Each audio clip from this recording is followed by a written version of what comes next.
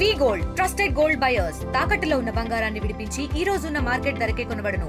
మరిన్ని వివరాలకు సంప్రదించండి 77107720. ఆ సందర్భంగా ఈ విజయోత్సవాలకి విచ్చేసినటువంటి ఈ విజయోత్సవ సభకు వచ్చినటువంటి మూడు పార్టీల యొక్క తెలుగుదేశం, బీజేపీ, జనసేన నాయకులందరికీ, కార్యకర్తలందరికీ, పెద్దలు పూజ్యులు శ్రీ వివివి చౌదరి గారికి, పాత్రికేయులకు అందరికీ నమస్కారాలు. ఈ రోజున ఈ స్థానంలో ఉన్నానంటే దానికి ప్రధాన కారణం మీ అందరూ. అటువంటి విజయాన్ని కల్పించిన మీ అందరికీ కూడా చేతులెత్తి నమస్కరిస్తా ఉన్నాను.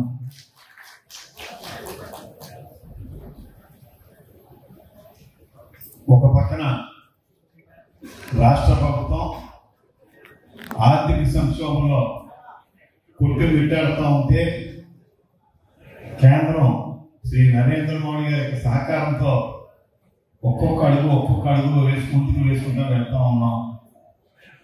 శ్రీ పవన్ కళ్యాణ్ గారు, శ్రీ నారా చంద్రబాబు నాయుడు గారు ఇద్దరు కూడా ఆ యొక్క రథానికి ఒక బండికి రెండు ఎత్తులు ఏ రకంగా మనకి ఎదురు తీసుకెళ్తా ఉంటాయో ఆ రకంగా ముందుకి ఒడిదుడుకు పట్టుకుంటూ ముందుకు సాగుతూ ఉంటే చూడలేకపోతున్నారు వైఎస్ఆర్ పార్టీ వారు.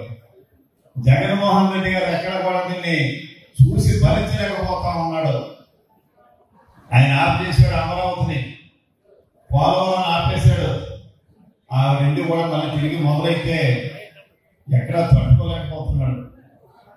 ఇవాళ అమరావతి ఎందుకు మనకి రాజధాని అనుకుంటే ఇవాళ హైదరాబాద్ శ్రీ నారా చంద్రబాబు నాయుడు గారి చేత సృష్టించబడినటువంటి హైటెక్ సిటీ సైబరాబాద్ వల్ల తెలంగాణకు వచ్చే ఆదాయంలో 75% తెలంగాణ హైదరాబాద్ సిటీ నుంచి వస్తూ ఉన్నాయి.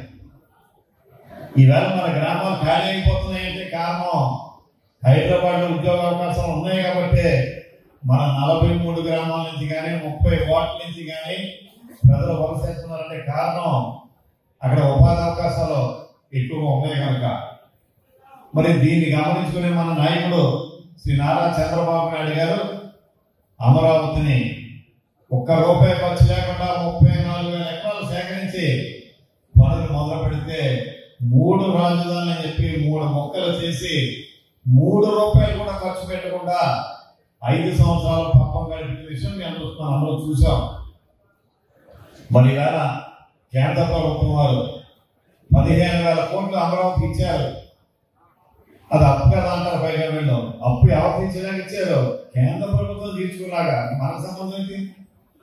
ఏదైనా మనకు సంబంధం లేకుండా మన 15,000 కోట్లు మనకి ఇచ్చి ఇవాళ పనులు మొదలవుతా ఉంటే సాక్షాత్తు మళ్ళీ ప్రధానమంత్రి నరేంద్ర మోడీ గారిని తీసుకొచ్చి మళ్ళీ పునర్నిర్మాణాన్ని కూడా మళ్ళీ తిరిగి ఆయన శంకుస్థాపన చేయిస్తే ఇవాళ దాన్ని సాక్షి మీడియాలో ఏం రాష్ట్రంలో ఏం మా కామెంట్లు చేస్తారో మనం చూసాం.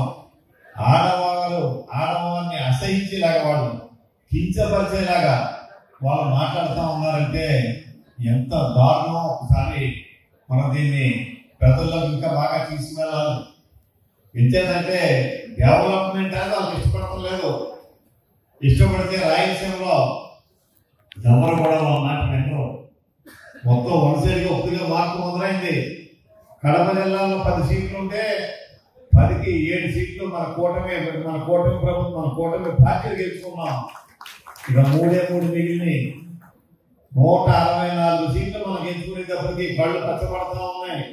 ఏం చేయాలో అర్థమవడం లేదు. జగన్మోహన్ రెడ్డి గారు కానీ వాళ్ళ బృందానికి కానీ చవాకులు పెళ్తా ఉన్నారు. కానీ మనం దాన్ని పూర్తిగా ఖండించలేకపోతా ఉన్నాం. 2019లో తెలుగుదేశం పార్టీ కార్యకర్తలు, నాయకులు ఏ రకంగా ఖండించలేకపోయామో. ఇండియా పాకిస్తాన్ ఉద్రిక్తతలపై లేటెస్ట్ అప్డేట్స్ కోసం డౌన్లోడ్ చేసుకోండి RTV లైవ్ యాప్.